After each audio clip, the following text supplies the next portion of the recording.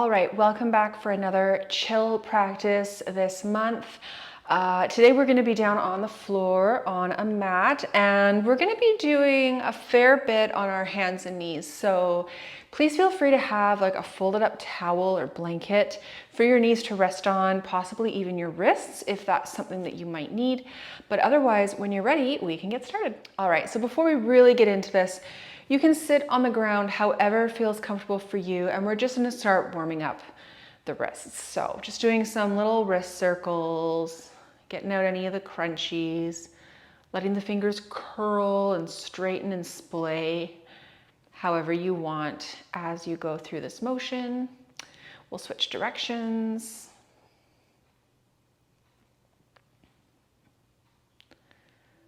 All right, and then we can do the classic forearm wrist stretch, pulling the fingers back, pulling the fingers under, the other side.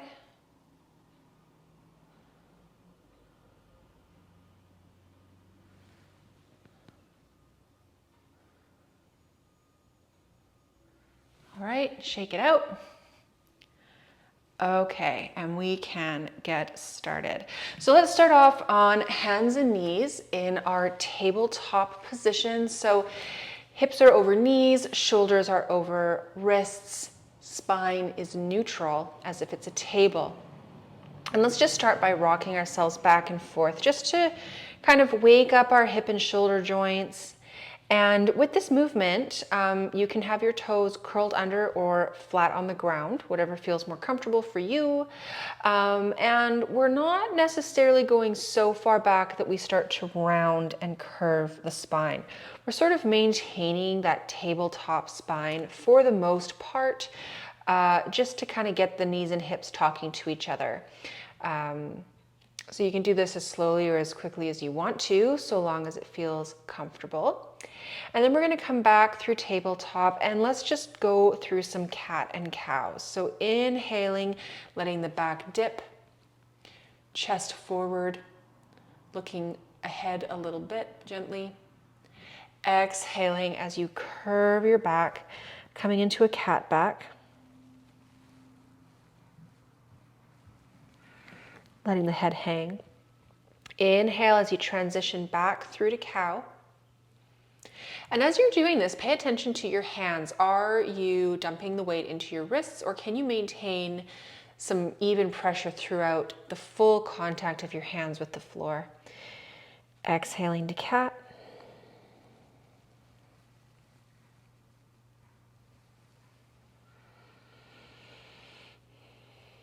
Now we can combine some body rocking with our cat-cow back. So for instance, let's go into a cat back. Nice exhale, holding that shape, and then try sending your body back towards your heels, back towards your hands, and you'll just notice that the feeling of the stretch probably moves around on your back or feels a little stronger in certain parts of your back as you rock back and forth with your spine in this cat back. Okay, we can come back through to tabletop, coming into cow, and you can do the same thing here. It's going to be different. It may not change too much in the spine, but it may change how things feel in the hips as you rock back and forth.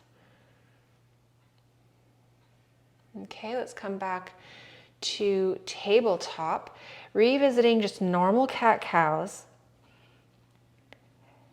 And then give it a shot. As you come through table, see if you can keep that cat-cow movement pretty small and focused to the low back and the pelvis. Just to be a little more specific, just for a couple of rounds, and then you can start to open it up again and let it get really big. Just feel the difference in how much movement happens, where it happens, how it feels. Now we can come back to our normal tabletop back, and we're going to do a little bit of side bending. So it's like you're trying to touch your left shoulder and left hip to each other. Come out of that. Now right shoulder to right hip.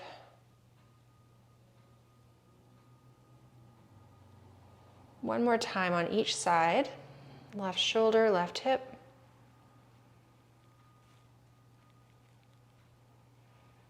And right shoulder, right hip.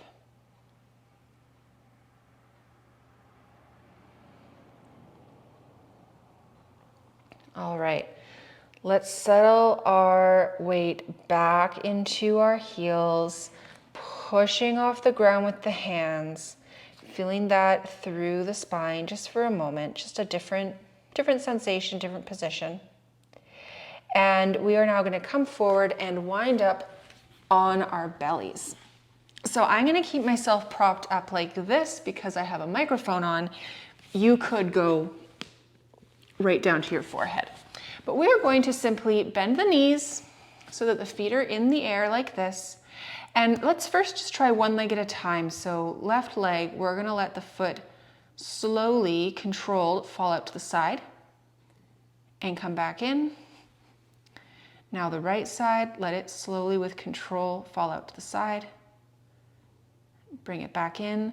And just notice as you go back and forth a couple times, if anything feels different, if maybe you can move further on one side than the other, maybe it feels easier or less uncomfy on one side than the other.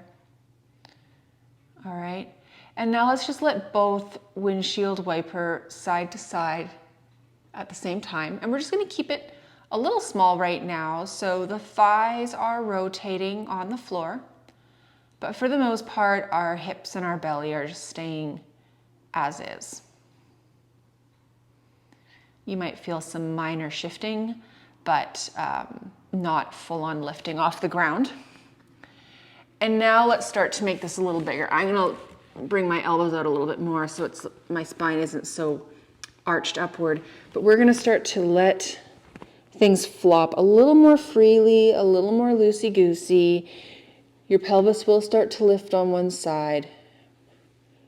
We're just kind of getting some hip movements in and a little bit of spinal twisting in that we maybe don't do very often.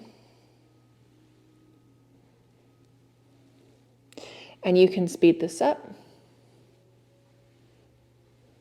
You can go nice and slow.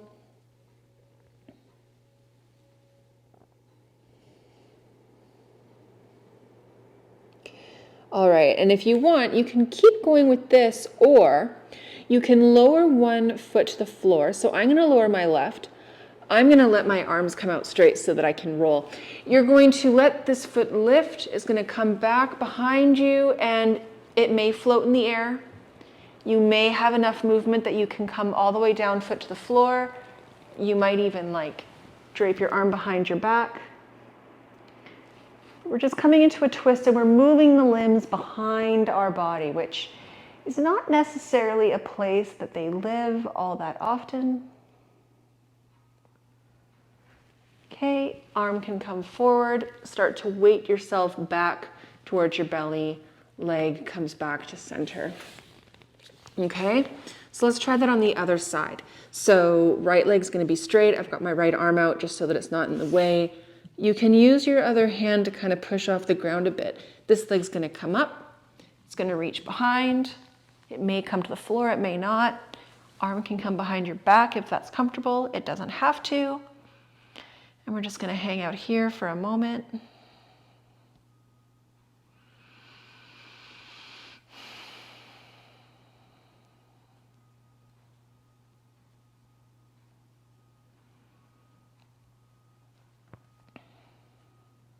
All right, so now you can use your arm, top arm forward in front of you to kind of help weight yourself back.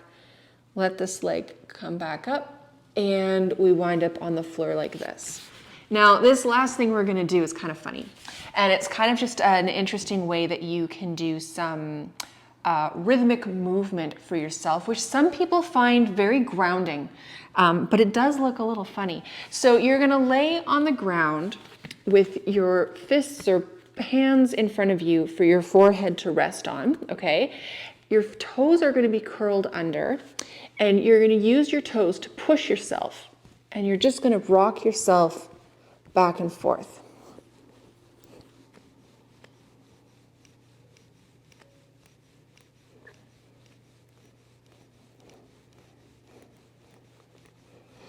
And as you do this, you just do your best to let other parts of your body just be really relaxed and soft, so that things just kind of undulate up and down your body as they will. And it just kind of helps your nervous system chill out. You can do it like this too, right? But it is kind of just a funny motion. I feel a bit like a worm on the floor. You can also, if you want to end in a Shavasana today anyways, you can roll over onto your back. You can do a similar thing here with your heels. So you'll lay flat on your back. You're going to let everything relax as much as possible. You're going to use your feet pointing, flexing, to cause that same rocking motion on the floor.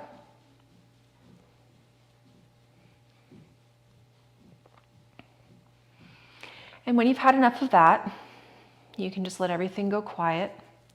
You can let your arms rest on the floor, on your belly, whatever feels best for you.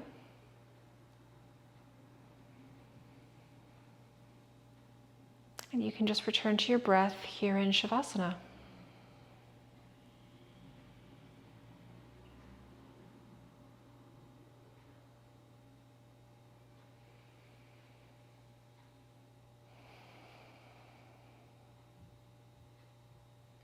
Now, you are welcome to stay in Shavasana for as long as you would like to, but for my purposes here today with this video, I'm going to wrap things up.